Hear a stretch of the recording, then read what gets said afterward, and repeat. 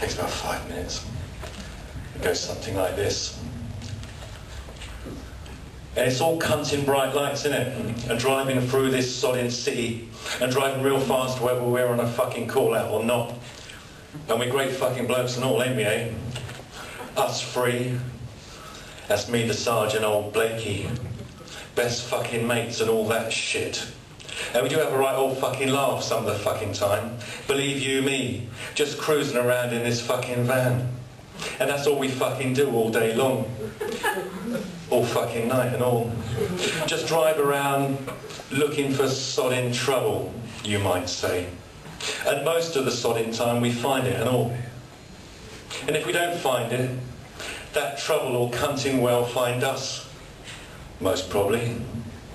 And go like, most probably, or some, I haven't read it for fucking 10 years, I expect. That cunting trouble will find us, most probably. Or some poor bastard will phone 99 sodding 9, won't they? And go like, oh please help me, there's trouble coming down that bastard in the street. Send the fucking boys round to help me, won't you? And then our radio will go like, Charlieunclenorfoltktango, Charlieunclenorfoltktango, this is Delta, India, Charlie, kebab, come in please, over. And old Blakey will be like, Roger, Delta, what's up mate? And our radio will be like, Roger, Charlie, Uncle, some poor bastard, just give us a call. There's trouble coming down his street. And he's right crapping himself. Go and sort that cunt out for us, lads. And old Blakey will be like, Roger, mate, on our fucking way. Over and out. And he'll switch on our cunting siren, won't he? And our fucking flashing lights. And he'll be like, put your fucking foot down, Sergeant, let's go, mate. So one way or another, we find a bit of trouble most nights, don't we? Worse fucking luck. But still, that's what being a copper is all a fucking about, I suppose. If we wasn't out there looking for trouble and sorting it out, then all that trouble might just come looking for you, mightn't it? All that fucking trouble would come tapping on your fucking window most nights, wouldn't it, eh? So that's why there's got to be fucking coppers in this sodding world, isn't it? Because if there wasn't, you'd soon fucking know about it, wouldn't you, mate? With fright, don't they, eh?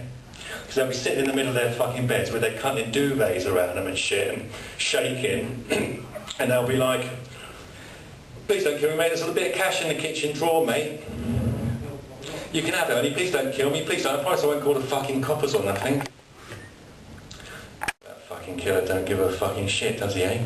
And it don't matter if he ain't got fuck all from the nick, does it, eh?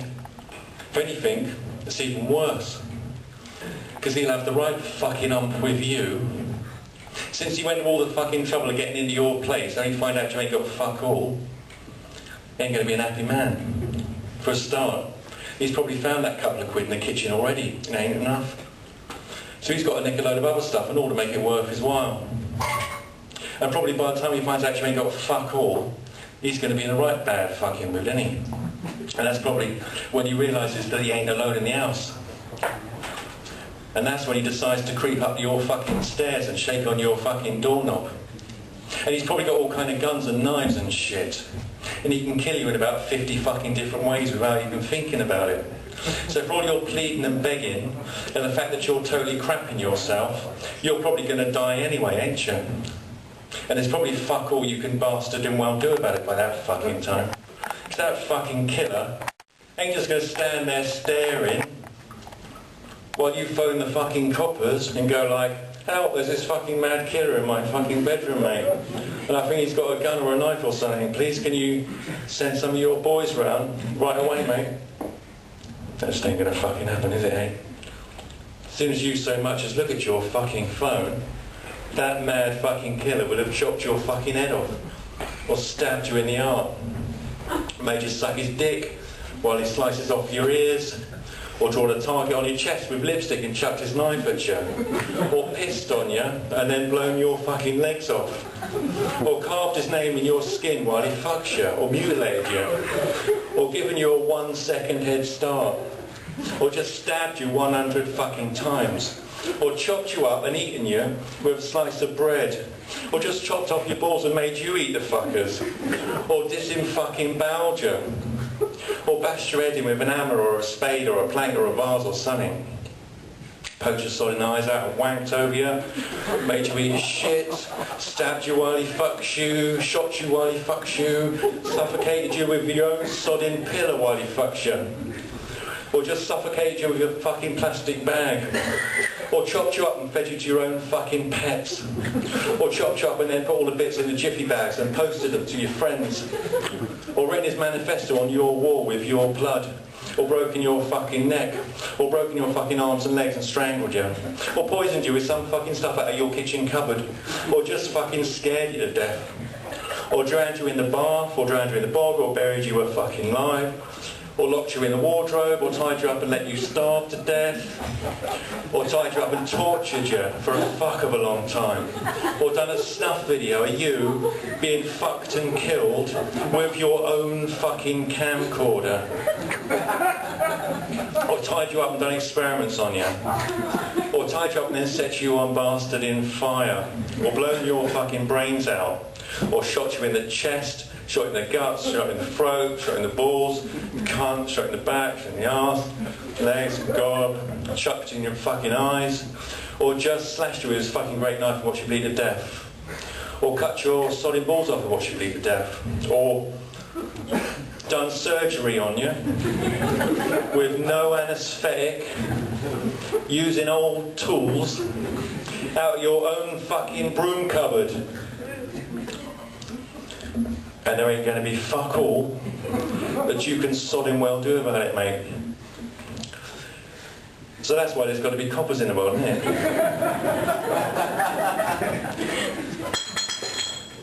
That's why there's got to be coppers like me and old Blakey and the Sarge. And that's why we just cruise around this fucking city with all its bright lights and all its dark places in this here van and just look for fucking trouble.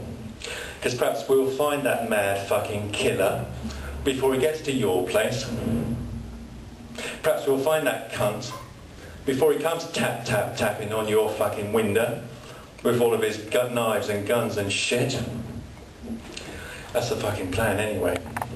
So listen, all you bastards out there, all you blokes and birds, you can sleep easy in your beds tonight, can't you, eh? And hopefully, if that mad killer comes walking down your fucking street, us free, we'll catch him, won't we? Then he won't come round to your place, tapping on your fucking windows. He won't come shaking on your fucking doorknob. And he won't nick that couple of quid out of your kitchen. And he won't creep into your room and torture you. And he won't creep into your fucking room and bastarding well kill you. Because us three will catch the fucker, won't we?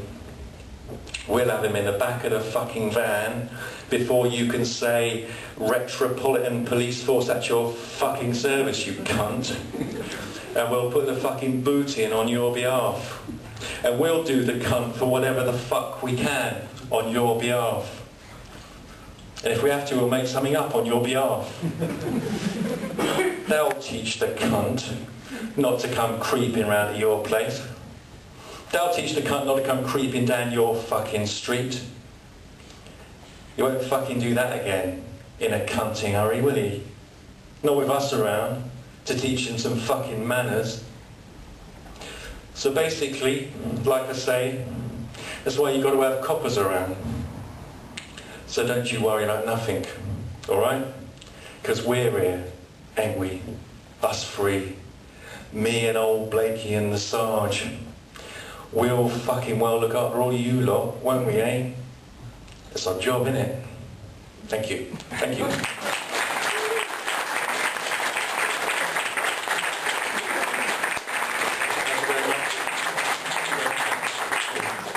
Thanks so much, Tony. That was riveting. Absolutely riveting. Literally. Maybe too riveting.